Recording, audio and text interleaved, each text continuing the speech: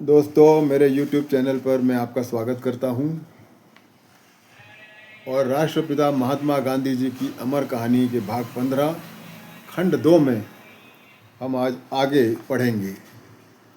बापू लिखते हैं, अफ्रीका जाते समय मुझे वियोग दुख नहीं हुआ क्योंकि माताजी का निधन हो चुका था और मुझे विलायत प्रवास का भी अनुभव था।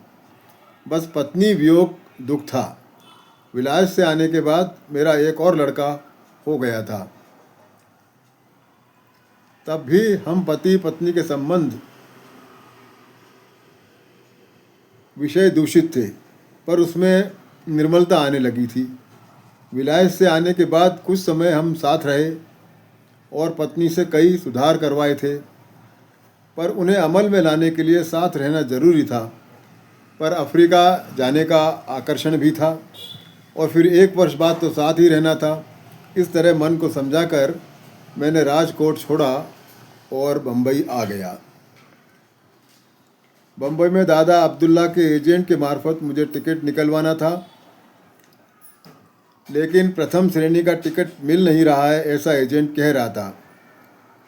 बहुत प्रयत्न किए, फिर भी नहीं मिल रहा है और यदि आपको मंजूर हो तो डेक पर जाने का टिकट मिल रहा है। खाने की व्यवस्था सैलून में हो जाएगी। इस पर मुझे एजेंट के ऊपर शक हुआ और मैंने सीधे बड़े अधिकारी से संपर्क किया और टिकट देने का आग्रह किया। उस पर उन्होंने बताया, आमतौर पर जहाज़ में हमारे इतने प्रवासी नहीं रहते, पर जिस जहाज़ में मोज़ाम्बिक के गवर्नर जनरल जा रहे हैं, इसलिए सारे केबिन भर गए हैं। लेकिन फिर भी एक रास्ता है, यदि आपको मंजूर हो, और वो है मेरे केबिन में एक सोने की बर्थ खाली है, वो मैं आपको दे सकता हूँ। हालांकि हम वो किसी को देते नहीं हैं और उस पर आप जा सकते हैं, यात्रा कर सकते हैं, और यदि आपको मंजूर हो। मुझे बहुत आनंद हुआ। अब्दुल्ला शेख को सारी हकीकत बताई और टिकट बुक करवाया और इस तरह ईस्वी सन 1893 के अप्रैल के महीने में मैं अपना भाग्य आजमाने के लिए खुशी खुशी दक्षिण अफ्रीका के लिए रवाना हुआ। यात्रा में पहला बंदरगाह लामू था, जहां पहुंचने के लिए 13 दिन लगे। मैंने जहाज़ के कप्तान से दोस्ती कर ली थी। कप्तान को शतरंज खेलने का शौक़ था। इस खेल में बहुत बुद्धि का प्रयोग होता है, ऐसा मैंने सुना था। कप्तान ने मुझे अपना शिष्य बना लिया, क्योंकि मैं हमेशा हारने वाला था, जिससे कप्तान को मज़ा आता था और वो मुझे और जोश से सिखाता था। फिर भी मैं राजा रानी की चाल से ज़्यादा कुछ सीख नहीं सका।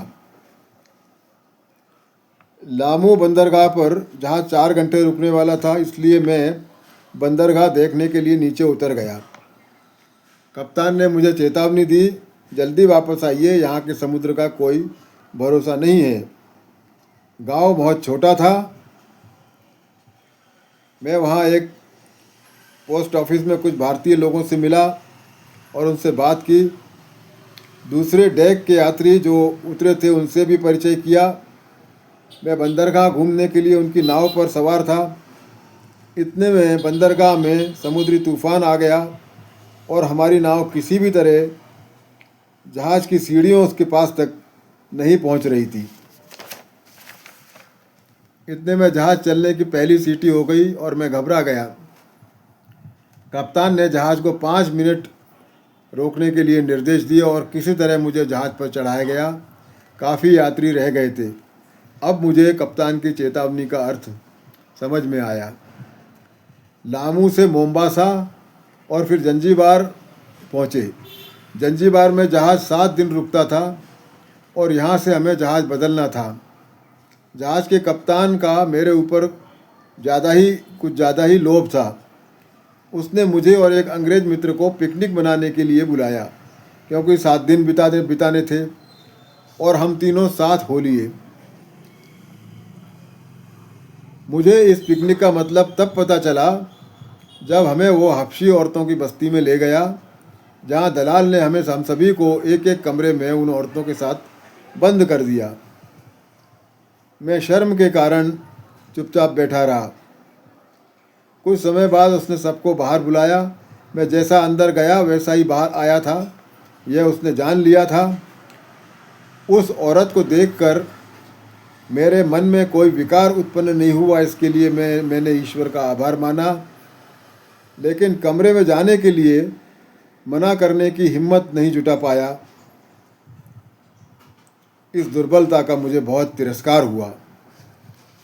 मेरे जीवन में इस तरह का ये तीसरा अवसर था। कितने ही युवा अनजाने में इस पाप के शिकार होते होंगे, लेकिन मैं इससे बच पाया, उसके लिए मैं ईश्वर का आभार मानता हूँ। मेरा पुरुषार्थ तो तब होता जब मैं उस कमरे में जाने से मना कर देता, लेकिन इस घटना से मेरी ईश्वर के प्रति श्रद्धा बढ़ी है। जंजीबार में 1 हफ्ता बिताना था, इसलिए एक घर किराए पर लिया और पैदल ही शहर में घूमकर देखा। वहाँ की हरियाली, विशाल वृक्ष और बड़े बड़े फलों ने मुझे बहुत आश्चर्यचकित कर दिया। और इस तरह जंजीबार से मोजाम्बिक और वहाँ से मई महीने के आखिर में मैं दक्षिण अफ्रीका पहुँचा। तो इससे हमें पता लगता है कि उस समय में यात्राएं करना कितना कठिन होता है।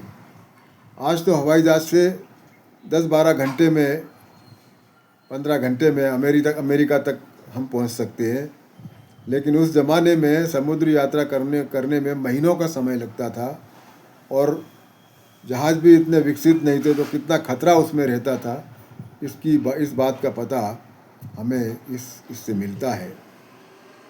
आप सभी का बहुत बहुत धन्यवाद।